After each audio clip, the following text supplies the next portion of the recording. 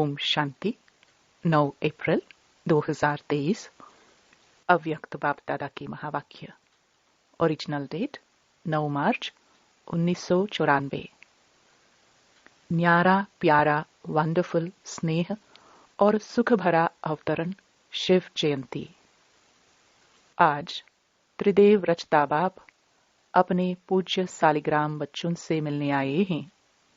जैसे बिंदु ज्योति स्वरूप बाप की पूजा होती है, यादगार मनाते हैं, तो बाप के साथ आप सालिग्राम आत्माओं की भी पूजा होती है।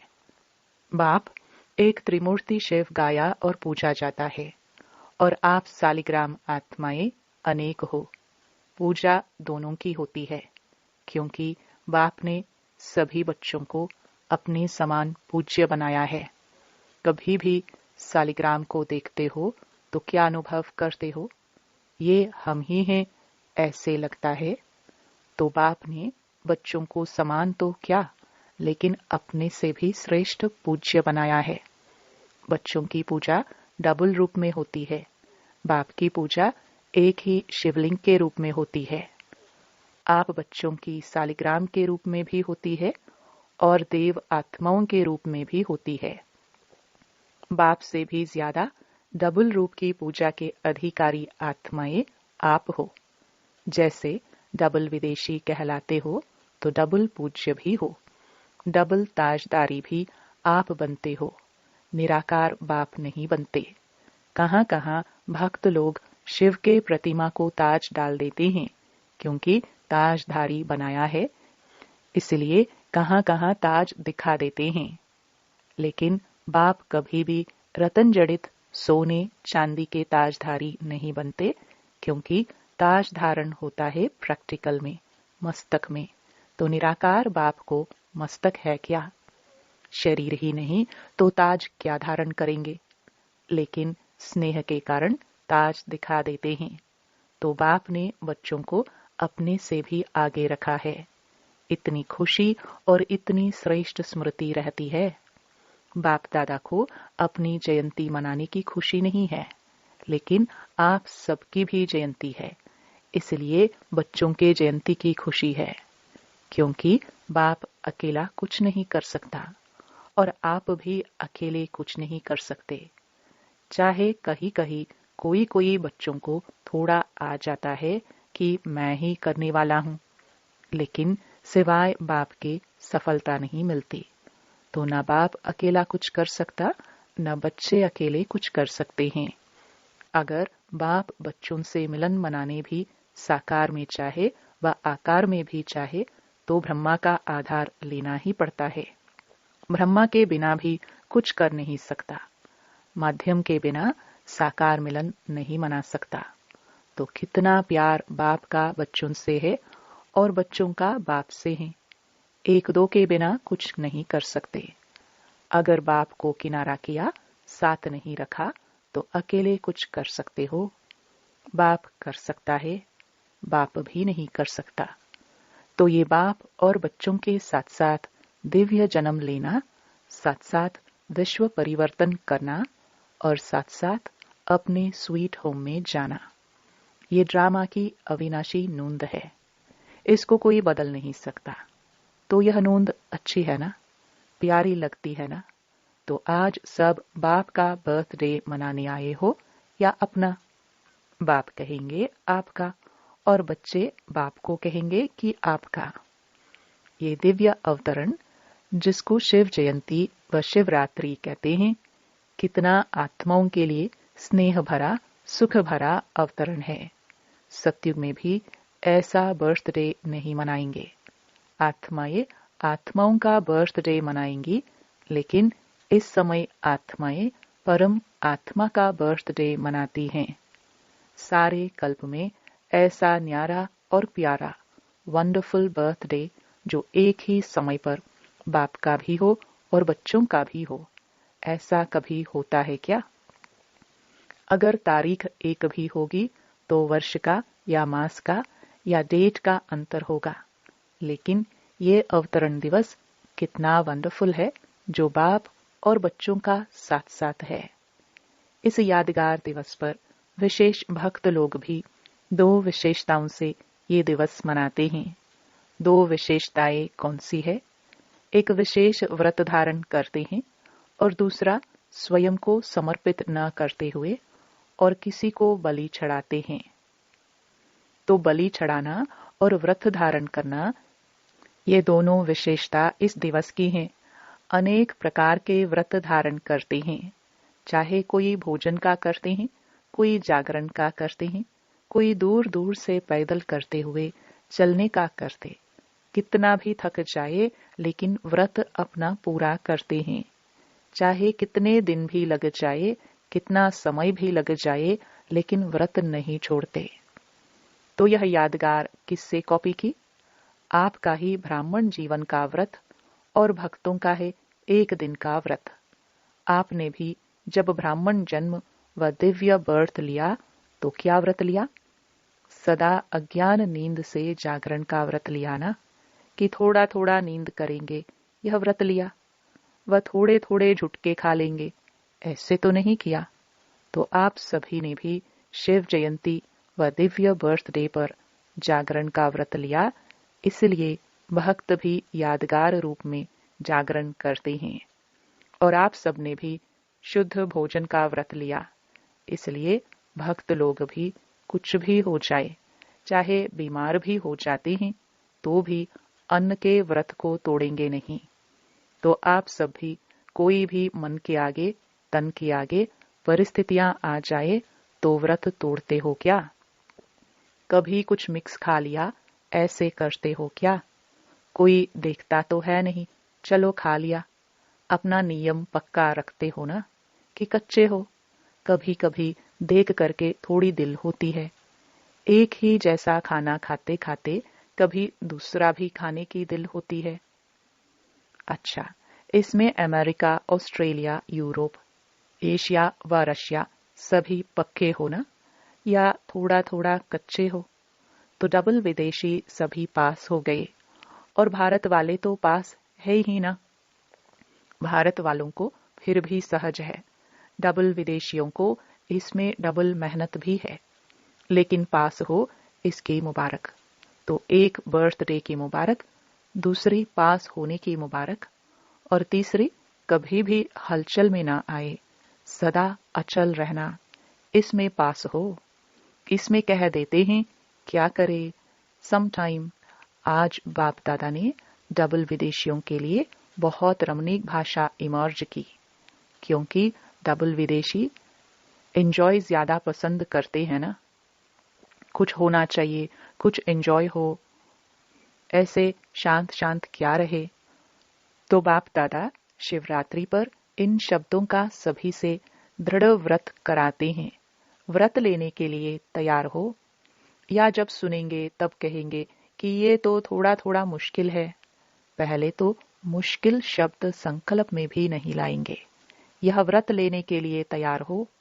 तो बाप दादा ने देखा कि जब तक संकल्प में दृढ़ता नहीं, तब तक सफलता नहीं होती। संकल्प होता है लेकिन दृढ़ नहीं होता तो कमजोरी आती है। बहुत करके कमजोरी के यही शब्द कहते हैं कि क्या करे, वॉट। तो अभी वॉट नहीं कहना, लेकिन वॉट के बजाय क्या कहेंगे? फ्लाई, उड़ना। तो जब भी वॉट शब्द आए तो ब्राह्मण डिक्शनरी में वॉट के बजाय फ्लाई शब्द है। दूसरा शब्द क्या बोलते हो? वाई। क्यों? तो वाई को क्या करेंगे? Bye bye. सदा के लिए बाय बाय करेंगे या थोड़े टाइम के लिए? और तीसरा शब्द क्या बोलते हैं? हाउ। तो हाउ कैसे नहीं, नो ऐसे। जानते हैं कैसे नहीं, नो अर्थात जानने वाले। जब त्रिकालदर्शी बन जाएंगे, जानने वाले बन जाएंगे, तो फिर हाउ कहेंगे क्या? हाउ कहना माना हवा आना, तो हवा अच्छा लगता है क्या? इसलिए यही शब्द हैं जो कमजोरी लाते हैं, यही शब्द हैं जो व्यर्थ संकल्प का गेट खोलते हैं। सोचो, जब भी व्यर्थ संकल्पों की क्यू लगती है तो किस शब्द से लगती है? इन्हीं शब्दों से लगती है ना। या क्यों होगा, या क्या व कैसे होगा, ये कैसे हुआ, ये कैसे कहा, ये क्यों कहा, अब क्या करे, कैसे करे, तो कमजोरी के या व्यर्थ संकल्पों के गेट ये शब्द हैं। इसको डिक्शनरी में चेंज कर दो, फिर क्या होगा, आप भी चेंज हो जाएंगे ना। तो भक्त लोग आपको ही कॉपी कर रहे हैं। आपकी बेहद की बात है और उन्होंने हद के रूप में यादगार रखा है। तो यह दृढ़ व्रत रखना, यही शिव जयंती व शिवरात्रि मनाना है। मनाना अर्थात बनना। ऐसे नहीं सिर्फ केक काट लिया, लाइट जला ली, दीपक जला लिया, तो ये मनाना नहीं। ये मनोरंजन भी आवश्यक है, लेकिन इसके साथ साथ कुछ काटना है और कुछ जलाना भी है। एक तरफ दीपक व मोमबत्ती जलाते हो, दूसरा केक काटते हो, तीसरा झंडा लहराते हो, चौथा गीत गाते हो, पांचवा डांस भी करते हो, और क्या करते हो, मीठा बांटते और खाते हो। तो अभी ये 6 बातें ही करनी पड़ेगी। पहले तो दृढ़ संकल्प का अपने मन में दीप जलाओ कि अब से दृढ़ता द्वारा सफलता को पाना ही है। देखेंगे, पता नहीं, पता नहीं, नहीं, होना ही है, करना ही है, ये शब्द नहीं है। और दूसरा केक कौन सा काटेंगे? केक पूरा नहीं खाया जाता, काट कर खा जाता है। तो क्या काटेंगे? जो भी संपन्न बनने में या संपूर्ण बनने में कोई भी संकल्प मात्र भी रुकावट हो, उसको अब से काट लो, खत्म।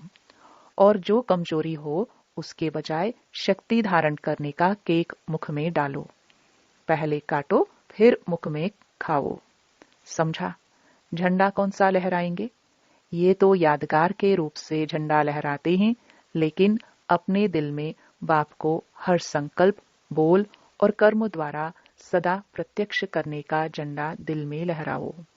कोई भी संकल्प, बोल और कर्म ऐसा नहीं हो जो बाप को प्रत्यक्ष करने का नहीं हो, क्योंकि सबके दिल में बाप के स्नेह के कारण यही संकल्प है कि बाप को प्रत्यक्ष करना है। तो कैसे करेंगे? सदा अपने संकल्प, बोल और कर्म द्वारा दिल में प्रत्यक्ष करने का झंडा लहराओ और सदा खुश रहने की डांस करते रहो। कभी खुश, कभी उदास, ये नहीं।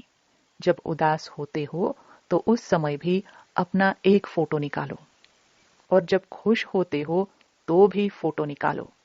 फिर दोनों फोटो साथ रखो, फिर देखो अच्छा क्या है, मैं ये हूं व वो हूं। तो सदा हर्षित रहने का, खुश रहने का डांस करो। कुछ भी हो जाए, कोई कितना भी खुशी चुराने की कोशिश करे, क्योंकि माया किसी के द्वारा ही तो कराएगी ना। कुछ भी हो जाए, कितना भी कोई किसी भी प्रकार से खुशी कम करने व खुशी गुम करने का प्रयत्न करे, लेकिन जब तक जीना है तब तक खुश रहना है। यह पक्का व्रत लिया है ना। क्या नहीं कर सकते हो? विल पावर है ना।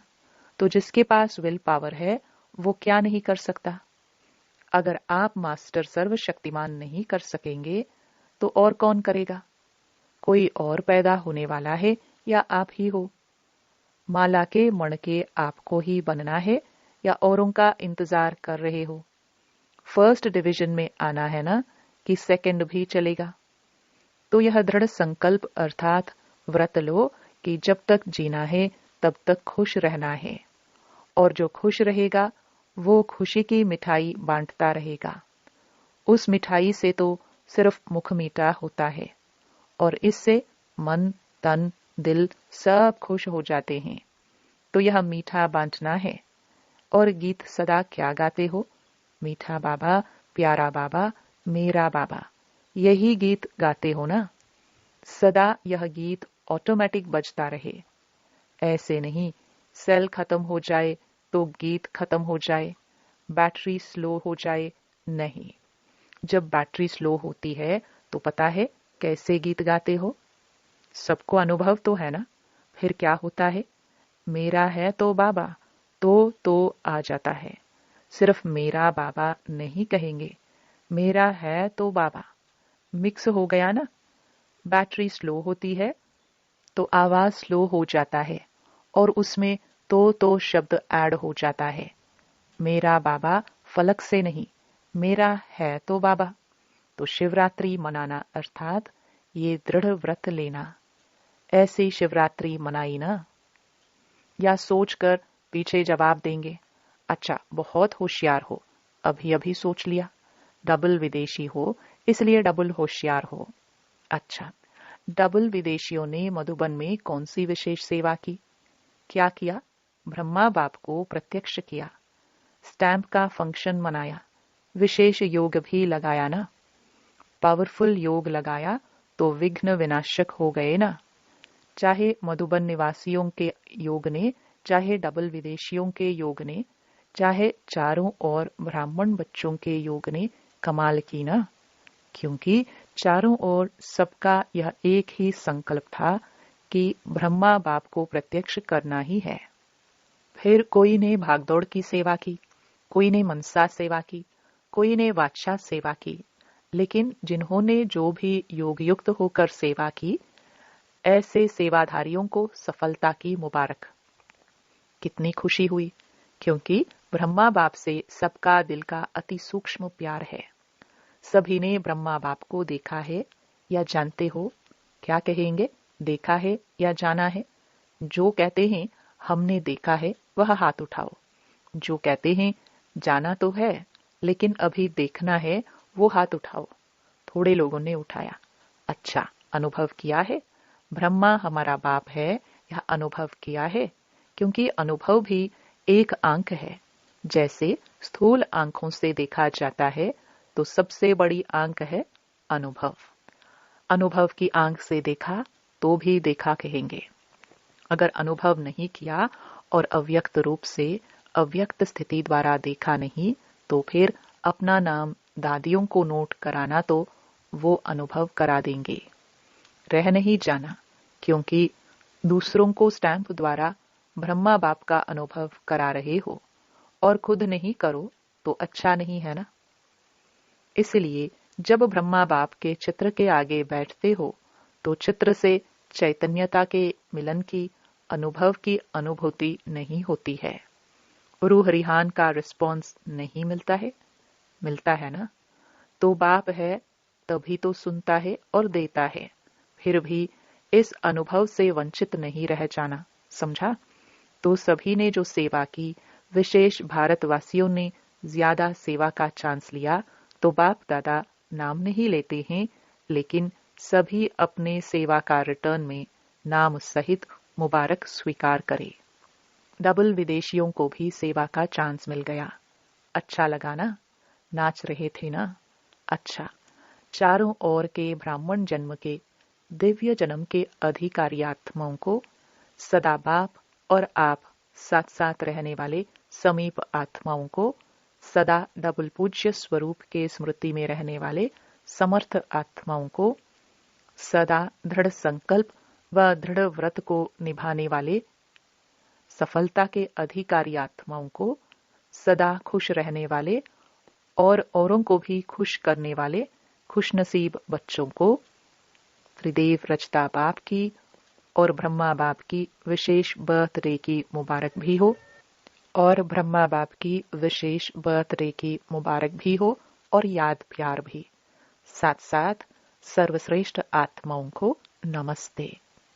वरदान: अपनी श्रेष्ठ स्थिति द्वारा भटकती हुई आत्माओं को श्रेष्ठ ठिकाना देने वाले लाइट स्वरूप भव। जैसे स्थूल रोशनी लाइट पर परवाने स्वतः आते हैं, ऐसे आप चमकते हुए सितारों पर भटकी हुई आत्माएं फास्ट गति से आएंगी। इसके लिए अभ्यास करो हर एक के मस्तक पर सदा चमकते हुए सितारे को देखने का। शरीर को देखते भी न देखो, सदा नजर चमकते हुए सितारे लाइट तरफ जाए।